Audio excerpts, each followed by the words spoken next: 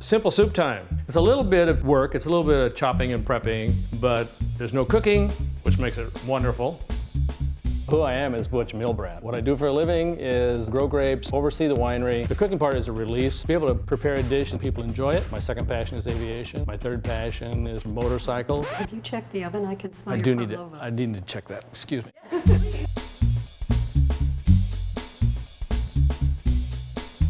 I love making gazpacho because it's so refreshing and so flavorful. It's a little bit of chopping and prepping, but there's no cooking, which makes it wonderful. You can just throw it together, a bunch of chopped vegetables and tomato juice, and some spices, a little seasoning, and you're good to go. First, I'm going to use an English cucumber, and you don't have to use an English cucumber. You can use any kind you like. You want everything kind of like ½ inch or smaller, kind of like bite size, because you want to kind of have 3 or 4 different vegetables on your spoon at any time. Then also, we're going to do a zucchini. This, usually when I make this, I make about twice this amount. But I'm just giving you an idea of what it's going to, how it goes together and what it is. Next, we'll throw some celery in here. Just a couple sticks. A little red onion. So the red onion is going to get a bit of a dice too. Next thing would be a couple of mushrooms. These are creminis, so they're a little more toothsome. I like them better than standard white mushroom. They hold up better, last longer than this fresh soup. And like I said, the soup is better, actually better the second day. And then for a little spice, you need a little seeded jalapeno. Cut this pretty small. You don't want a big chunk of this in your face. Green peppers. This is enough to serve 4 people. Typically, I make enough for 8 or more, and it'll last 4 or 5 days in the fridge, so it's always nice for a quick, easy lunch. You know, it's nice to have around. The way I do peppers, lots of people core them and pull it out and do different things to it. I like to just cut down all 4 sides,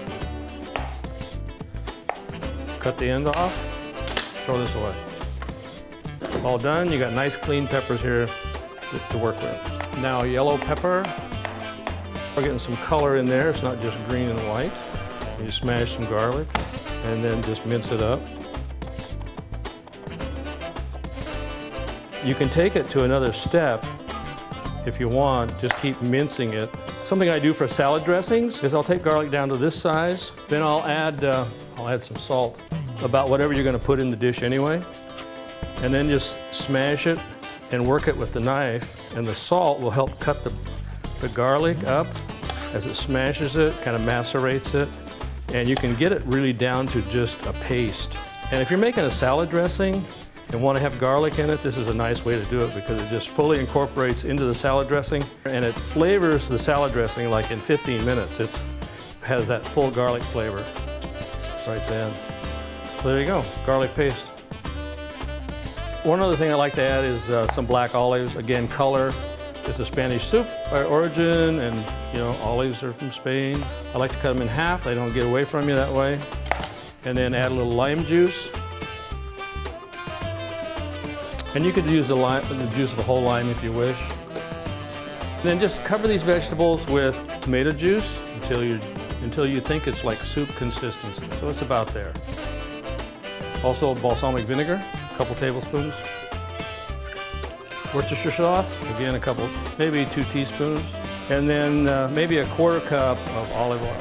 The olive oil, over time, is actually going to thicken this soup.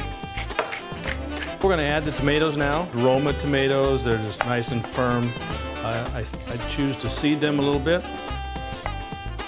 and chop them into similar size that everything else is.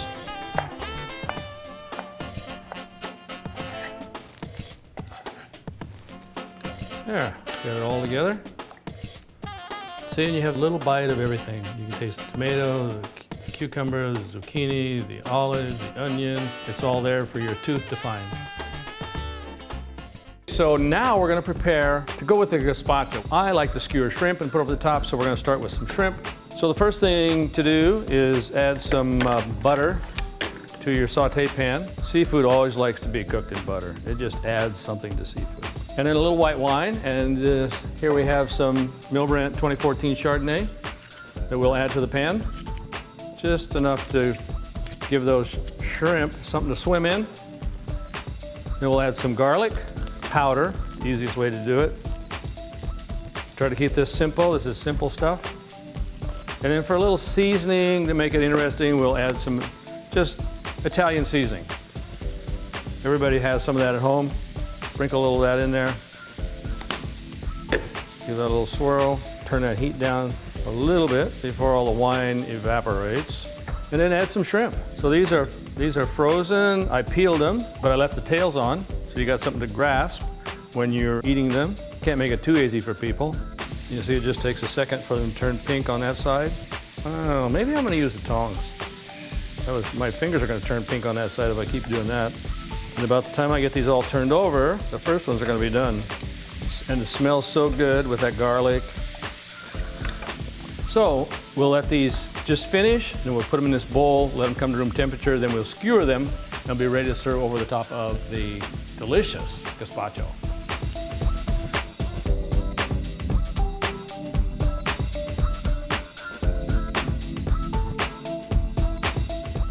So we're going to skewer these shrimp. Now they've come down to room temperature. And there's enough room on one of these skewers, so everybody has 3 nice sauteed in garlic and butter shrimp to have with their gazpacho. So we're ready to plate the gazpacho, and we'll try to do this without making too much of a mess. I think I'm going to pick up the bowl and try to eliminate some of the drips. You know what I think I'll do? That's kind of pretty like that, but I think I'd like to add a little cotija cheese to the top of it. It's the cheese that you find on the corn that you buy in the markets that has mayonnaise on it and cheese and some chili peppers. It's cotija cheese. So it's going to add another flavor to this gazpacho. It'll make it just that much more interesting. And then we'll top it with a little shrimp skewer.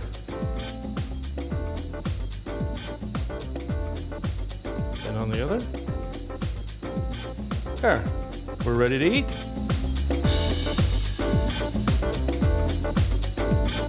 With the gazpacho today, I think we're going to try our estate Chardonnay. This is a very nice wine. It spends a fair amount of time on oak, so it has a little bit of oak notes on the nose as well as on the palate, and I think you'll find it very enjoyable with the shrimp. Our first course is going to be gazpacho with shrimp skewers, and we're going to have that in the wine room. It was his design, really. So that's... Yes, that whole wine storage room is concrete, all 4 walls and the floor, and there's no heat in there at all. And then we added a small air conditioning unit above the door so we can maintain it about 60, 65 degrees. We don't have anything to control humidity, but it stays pretty humid in there. You know, it's not too bad. And then we put double insulation in the ceiling. So we designed it just to be a wine room. Can't call it a cellar per se, because it's not, you think a cellar, you think down below, but it's a nice little spot. A real intimate little setting, smaller room. Love all the wine bottles around. So on these chargers, we've got a dinner plate, and then we also have a little salad plate that we will have a little napkin underneath the bowl of soup, because we found out the hard way, as you're trying to walk in and serve this, sometimes that will slide. So if you have just a little napkin that can kind of blend in with your place setting, really helps keep from having an accident with the bowl sliding off that little plate. I have a number of choices, I should say, in paper plates and napkins and... You mean you have drawers full of them? Yeah. Yeah. But we are always prepared. We're ready.